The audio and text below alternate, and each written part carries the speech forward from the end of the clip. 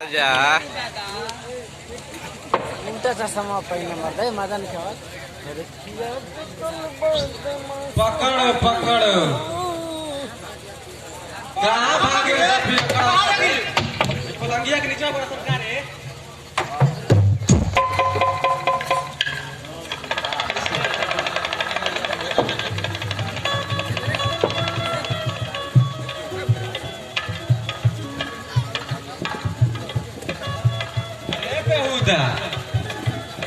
तुम दिन दहाड़े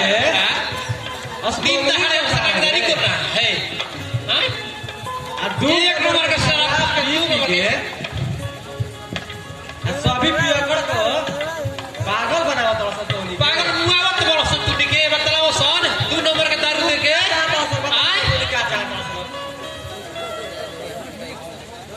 और सरकार ई तो रहुआ बात सही कहत बनी, लेकिन हमनी की कहत रहुआ का चाहते बन तनी मुंह खोल के कहीं बदल का खोल के कहत बोल दे पाट गाल खोल के कहत क्या तुम दोनों हम दोनों का मुख समझ रहा है भाई क्यों मुंह पे आए तुम्हारा पास है क्या आपके मुंह खोलने से दोनों लोग का इसी हो जाएगा, पेट भर जाएगा बताओ अरे घोटाला कर पागल समझ में बात है। पानी मशीन पे उड़ा भो चपले रहा सिंगल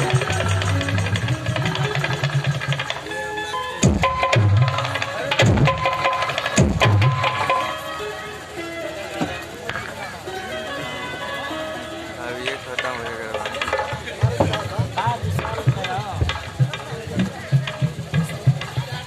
खाली हेकरत रहम न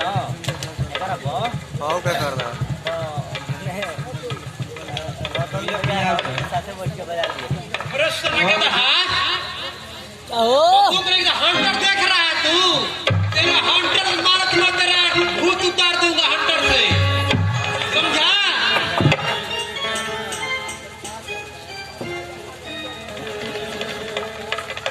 का सरकार रउआ सब तो सब भूतों के भगाई ना हमरो के पीपर तबा धो ले ले बा अपन हंटरवा से हमर देहिया पे के भूतावा झाड़ दही वो कुछ नहीं कर सरकार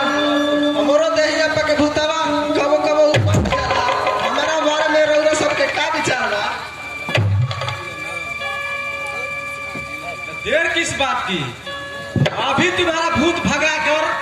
नदी के खदेड़ देता नहीं हमारा सर मत। अब काली नहीं हो रे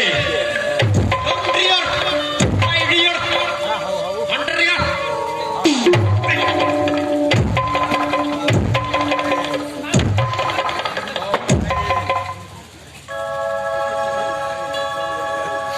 मार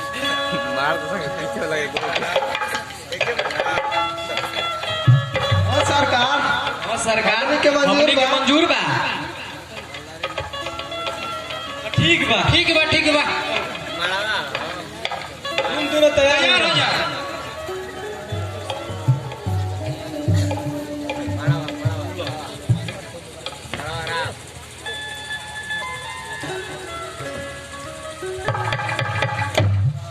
ना मन बो मान जा बर्दाश्त करो।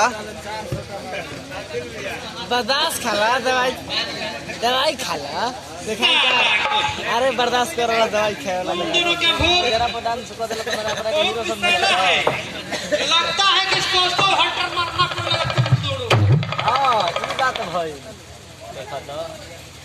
तनी काहे खत्म बा क्या कहे, कई दिन से मेरा हंटर में मूर्छा लगा है, बहनिए नहीं के हो तो मूर्छा लगबे ना करी। छुड़का लो साल होगा सती छुटका ये छोड़ो मत। सिपाही जी जी क्या सोच रहे हैं, काम चालू कीजिए तभी न पानी होगा।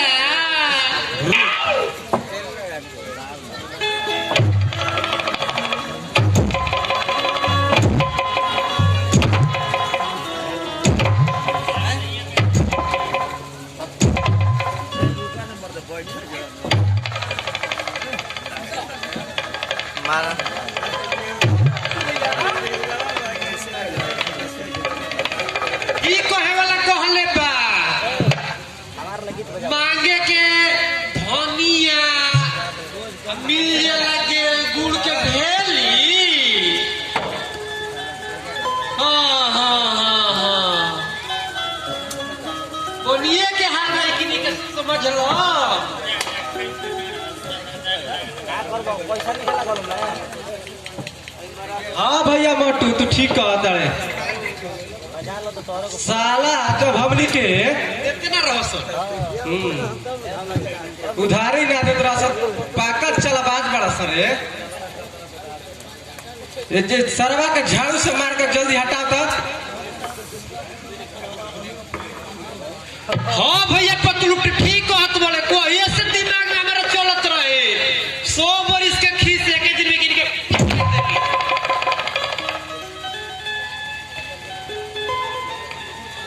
अरे हमहू तो ई बिग बागर सन के अपन इतना नहीं हो रहा कोई नहीं देखो सर हमली के गांजा दारू कम से कम 1 घोट दे दस बाकी तू ना ससुरा कहा कुछ समझ रहा सर ज्यादा देर कल ठीक नहीं थी जल्दी से किनी के दारू और लेके पैसा से लेके भाग जाए के होनी के चल अब जनिया भी चल जाइए चल चल